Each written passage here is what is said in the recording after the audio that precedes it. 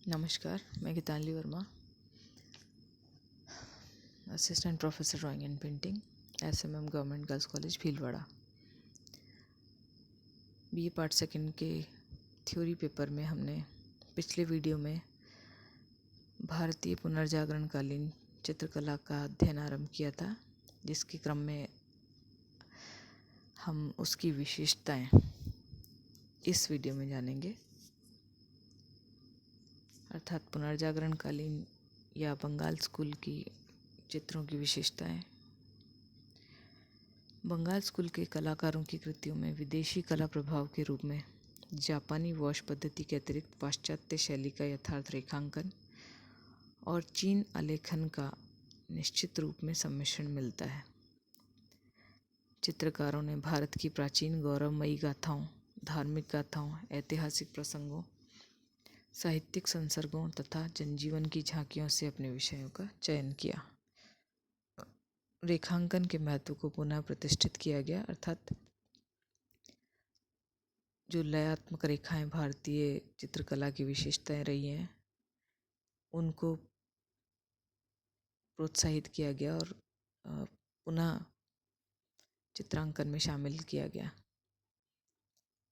Bengal school के कलाकारों का यह मानना था कि चित्राकृतियों में गति लाने, प्रकृति का रूपांकन तथा चित्रों में लय इत्यादि के पूर्ण विकास के लिए स्केचिंग, रेखांकन करने की आदत होना आवश्यक है और इसी के फलस्वरूप शिक्षक, विद्यार्थी एवं स्वतंत्र कलाकार खुले वातावरण में जाकर प्रकृति, पशु पक्षी, स्त्री पुरुष, जलचर, थलचर इत्यादि सभी के गतिमान स्केच करने लगे या रेखांकन करने लगे।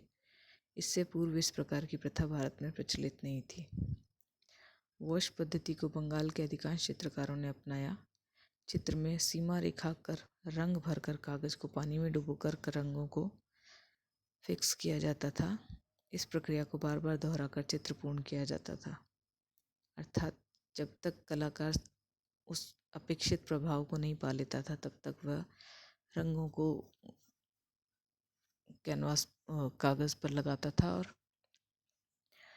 उसे पानी में भिगो करके एक्स्ट्रा जो भी कलर होता था उसे निकाल देता, बाकी सारा कलर उसमें फिक्स हो जाता था और यह प्रक्रिया लगातार वो अपेक्षित प्रभाव आने तक किया करते थे। इस प्रक्रिया को बार बार दोहराकर चित्र पूर्ण किया जाता था। कुछ कलाकारों, जिनमें प्रमुख रूप से आचार्य नंदलाल बोस, क्षितेंद्र नाथ मजूमदार तथा यामिनी राय ने टेम्परा पद्धति को भी अपनाया। इस पद्धति में धूसर आभा वाले कम चटकीले रंग सीधे सपाट रूप से भरे जाते थे।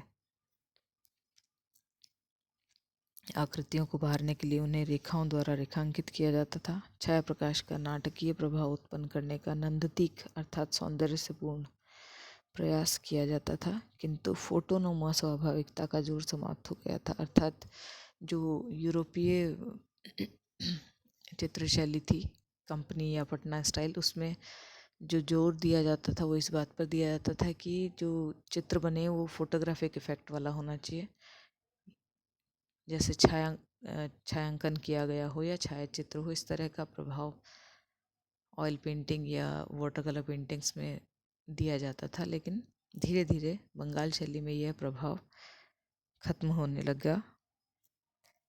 कला के क्षेत्र में यूरोपीय शैलियाँ, वादों तथा चित्रांकन रंग पद्धतियों का भारत में जो अंधानुकरण किया जा रहा था, अंधानुकरण इसलिए कि उन्हें यह इस तरह का चित्रांकन करने के लिए उकसाया जाता था या ज़बरदस्ती उनसे काम करवाया जाता था, जबकि इस तरह की शिक्षा हमारे यहाँ नहीं हुआ करती थी। और वो कंपनी, ईस्ट इंडिया कंपनी के शिक्षकों द्वारा इस तरह से दबाव में, या ये कहें कि दबाव में इस तरह के चित्रांकन करवाए जाते थे, इसलिए भी यह अंधानुकरण बन गया। पुनर्जागरण काल की कला में इसका परित्याग किया गया और चित्रकला के क्षेत्र में भारतीय परंपरा, संस्कृति, धर्म एवं इतिहास आदि का प्रवेश हुआ। और जैसी अंग्रेज़ों के शासन से पहले की जो भारतीय चित्रकला थी, लगभग पुनः वह स्वरूप या वह सौंदर्य भारतीय चित्रकला में देखा जाने लगा। अपनी उक्त प्रमुख विशेषताओं के कारण इस कला आंदोलन ने अर्थात बंगाल कलम या बंगाल स्कूल, पुनर्जागरण शैली या टैगोर शैली पूरे विश्व में विख्यात हो गई और भारतीय कला को इसने यूरोपीय प्रभाव से मुक्त कराया और वह इसमें पूरी तरह सफल रहा। यहाँ पर यह विषय समाप्त होता है। धन्यवाद।